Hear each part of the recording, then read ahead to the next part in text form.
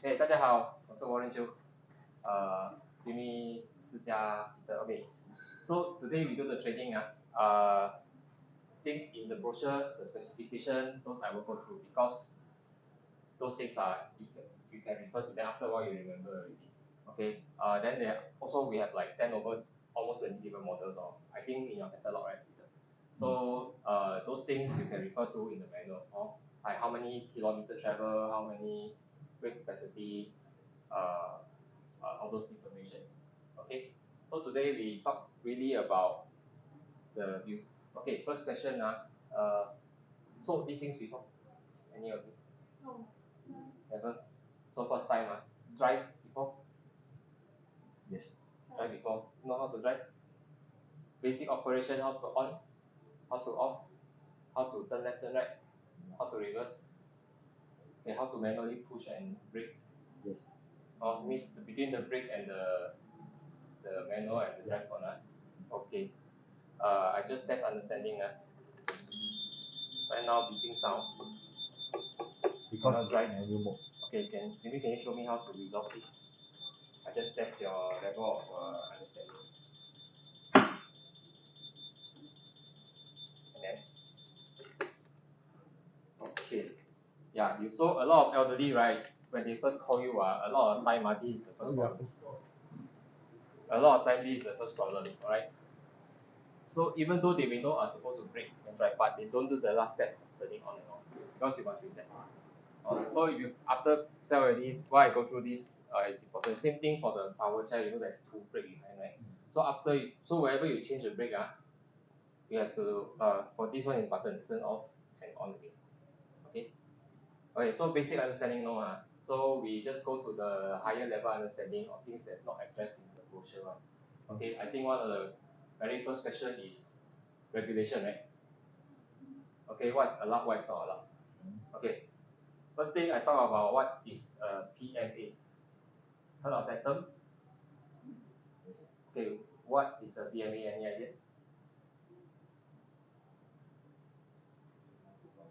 When you hear PMA, you switch on this one or this one? The scooter one. This one, right? Okay, let me explain. PMA is a uniquely Singaporean term. Nowhere else in the world use this one. Personal mobility PMA, invented by who? LTA. Okay, so technically if you look at the LTA classification, there's 4 different types of vehicle.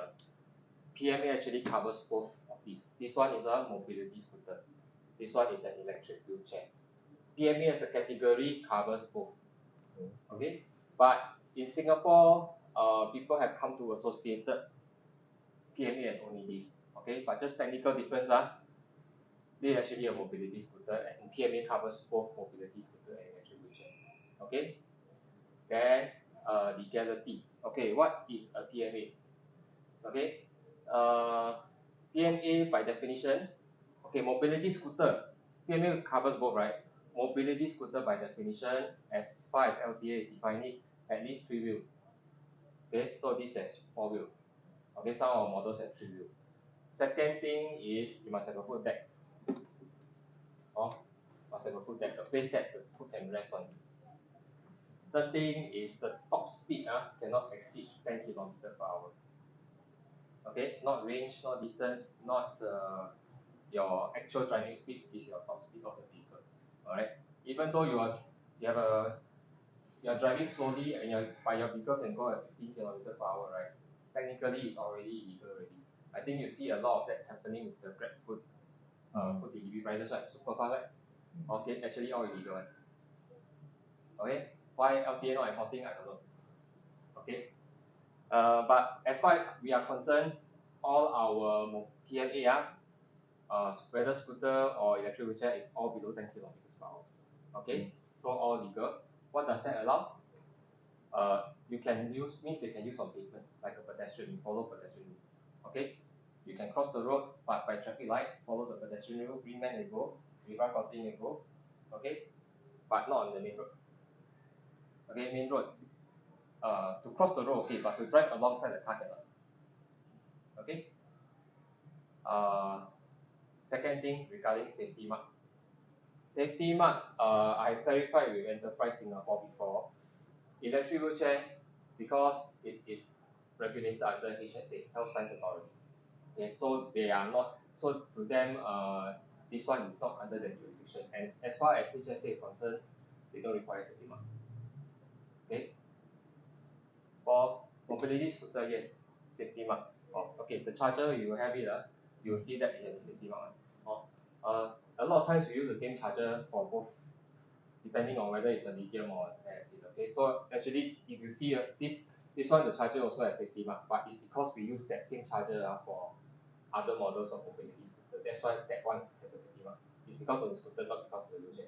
Alright, for wheelchair, it's not required. Okay. Now, another common question, need doctor prescription or not? No need, no need, a lot of people ask this, actually no need. Okay, anybody can drive. Or even I want to drive this to go market, I'm allowed. I want to buy this, I have to drive, I'm allowed, even though I'm physically able. So there is no law that says that you must have doctor's prescription, you must be of a certain age, or you must have certain walking disability before you can allowed to buy and to use this. Okay. So the only regulation is regarding to the vehicle itself. The top speed must be below 10 kilometers per hour, and you can only use on pavement. Or park connector also can. Park connector also can. Okay. So these are the three main questions. All right. Any more other questions that you commonly would face? Okay. For this new model, okay. Take how long to actually do a one cycle full charge? Okay, good question. There is a technical answer and there is a practical answer. Okay. Now the charges are for at least most of the models are concerned. The charger charge at 2 ampere. 2 ampere. All right. So the battery, for example, this one has two types of battery, right? One is a 12 ampere battery, ampere hour battery, or AH. One is a 20 AH battery. You take 12 divided by 2 is 6 hours. Okay, but you plus another 2 hours because it's not all the time 2 hours. Sometimes it will ramp up very quickly, but after it hits certain threshold, it will start to slow down. Okay, so you take, for me this one is not physicist, it's I own self aggregation plus empirical experience. Take the ampere hour, divide by the charging current, then add another 2 hours. Okay, so from flat to full, 12 AH battery will take about 8 hours. 20 AH battery, more. So you divide is 10 plus 2 hours, 12 hours. Alright? Okay? But is it always charge so long? Okay, if the full capacity is at say 20 AH, right, maybe the customer only drive a short distance. Alright, so 20 AH probably lasts about 20 kilometers. Let's say you only drive 5 kilometers, so you still got 15 ampere hour of actual energy left in the battery. Okay? Of course, there's no way of us telling that. Okay, but what I can tell you is you only need to top up another 5 AH, right? So roughly, it will probably take about 3, 4, 5 hours. Okay? So technical answer very complicated, right? Try and explain it to the elderly person. So means that actually for the battery charging means that actually no need to wait until a certain percentage charge. Once you use, you go back home just charge. Best practice. Why? Charge after use. Charge after use. Best practice. Why? Because it's too complicated to explain to the elderly. Alright? Okay, and then you'll hear a lot of noise on. Their friend will say, oh, must charge until use until flat. Then charge, otherwise the battery is spoiled. No such thing. No such thing. That one is the old time, the nickel battery. Or lead acid battery, no such thing. Lead acid battery, in fact, is very scared of discharge, deep discharge. Or like your car starter battery, right, is also lead acid. What happens after you never start the car? No battery. No battery. Why? Because the battery left on its own, especially when it's still connected to the circuit, will drain one. Then once you drop below a certain voltage, you cannot restart. Okay? And what does starting do? Starting for a car, right, is because the engine will run, the converter, the dynamo will run. It's when you start the engine, you're charging the battery back up. Alright? Now, this one doesn't depend on a petrol engine or diesel engine to charge it, so you can plug in the charger. Alright? So lead acid battery is actually very scared of deep discharge. Okay, customers who go traveling, or maybe they, in our case, our industry quite common, hospitalized too much. This one leave at home, never charge, never use. Come back, battery die already. Or even though technically the battery is still under warranty. Okay, so so the practical way to tell customer is actually after you use, you just charge. Once you see the charger light turn green, okay, you can turn it off. Alright. Okay, because it's very hard to tell how. Okay, the battery gauge is not accurate one. It's not like our handphone how many percent. Okay, this is not so high tech. This one is just a bar, and this one the bar will fluctuate also. Even when you're driving, you notice the light will change. Okay, you have to stop first and then you read. Okay, which comes to another question. So best is to tell them after you just charge. It doesn't. If you see green, good enough. If it turns green very fast, it just means that it's not very flat. Alright, you haven't used a lot. If it takes, but if you drive until flat, okay, maybe you come home at 9 p.m. at night. Then old people wake up very early. Okay, 6 a.m. want to go out already. In between only maybe 9 hours of charging time. Not enough, right? So morning they come, orange, the charger are still orange light. Okay, so they drive. Okay, if they drive too far, run out of battery. Right. Okay, so please tell your customers, don't listen to the noise outside. Okay, this one you charge many times doesn't matter. What is one cycle? One cycle is from full to flat is one cycle, and charge back up, that is one cycle. You use 20% and charge back up, but it's only 20% of the cycle, not a full cycle. Okay, so don't need to worry about running flat then charge. Actually very bad on the battery. Okay, yeah. So that was a side question also about the battery indicator. Common thing. Okay, why is it? When to read this? Because our customer, especially first time when they have an idea that this thing is like our handphone, very accurate, stable. 86% means 86%. Don't move on. Okay, this thing actually is measuring voltage. Okay, if you understand a little bit about physics, as we draw power from the battery, the voltage drop, right? All right, the potential different times that ampere, that's your watt, right? That's the power, right? So as you're driving, the light will drop. Same with the power chain, the light will drop. Okay, so customers will say, hey, my battery so fast right now. Okay, very common problem is they are driving and looking at the same time. Alright, so the correct way to read the gauge is to stop, wait for about 30 to 60 seconds, let the voltage come back up, stabilize, then read. And even then you can see it's not by percentage, it's just about lights. Okay, alright, and then when to charge, some people will want to look at the light. Some people, if you just downstairs buy a coffee, come up, actually don't need but if you have gone like 3-4 bus stops away to polyclinic, come back, you better charge. Okay, so this one is not really a state of charge indicator. It's roughly to tell you, okay, it's not a linear scale. It's not like there's 10 lights here, one light means 10%. No, I tell you the first green light go it's already maybe like 20-30% gone. It's more of a, what you call that, a log scale, or not linear, or not like our handphone battery. By the way, am I recording? Okay. Not all these it's very hard. The technical answer and the actual answer very hard. So simple way, uncle, you go out, you come back, charge until see green light, that's it. Make it very simple for them because the technical answer is very complicated. Okay. Yes. Any more good question? That was a good question.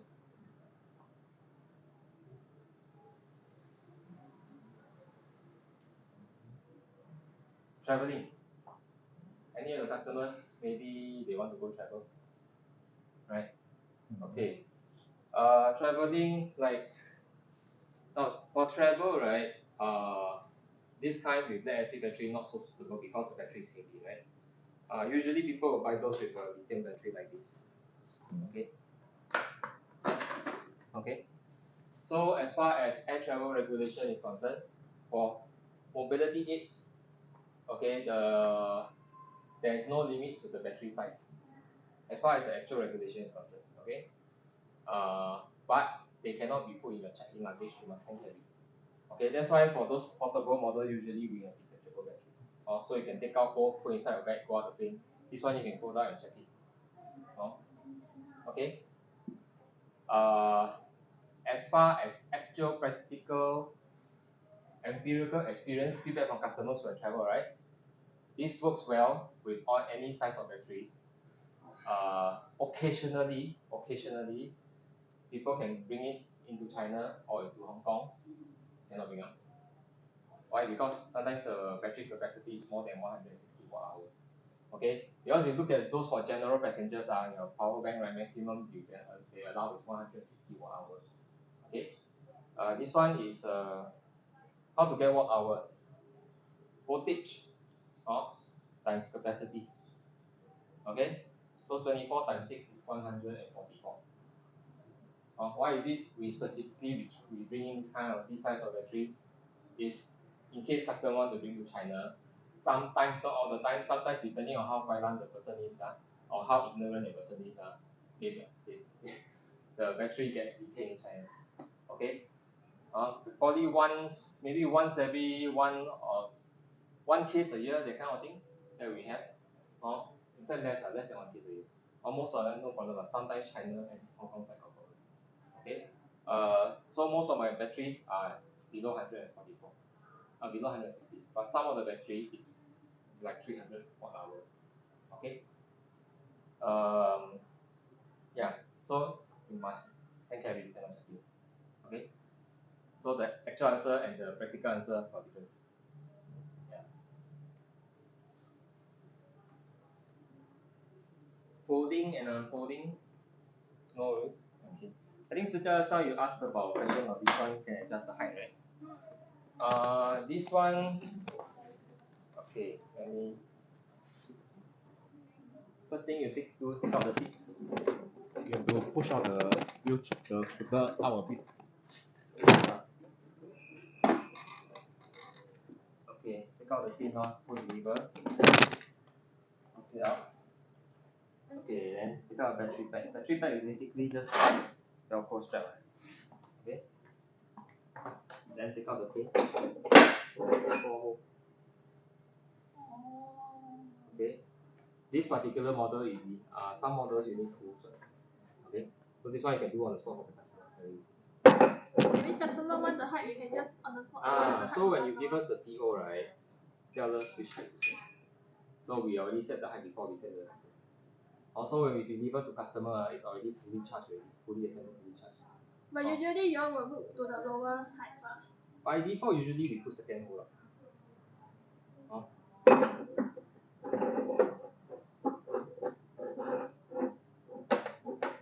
Usually we put the second hole.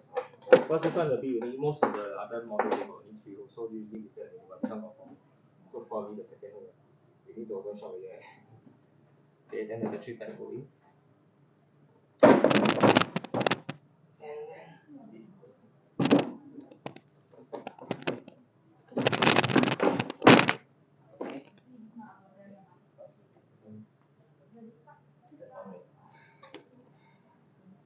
Okay. Yeah, there's also a question about handicap sign, right? When we deliver, usually we will give one for free, but it's not a requirement to face. It's up to customer. Some people want it, some people feel very pantang, they don't like it. Okay, but we give it anyway. Okay. Can go in by MRT. This one can. This one, the front wheel is too small. So those who want to travel by MRT, don't sell this one unless they are accompanied by caregiver. So if the caregiver want to bring them to MRT, right, they can put it into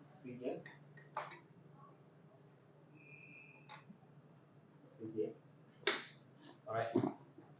Use the keeper, right? Go over the gate. Don't do this. But bus can, right? Go by bus. Bus can bus can. So this one is bus don't have the gate, right? Yeah. But bus the problem is this, I don't know how steep is the ramp. So this may get caught. So maybe have to remove the indicator. Okay.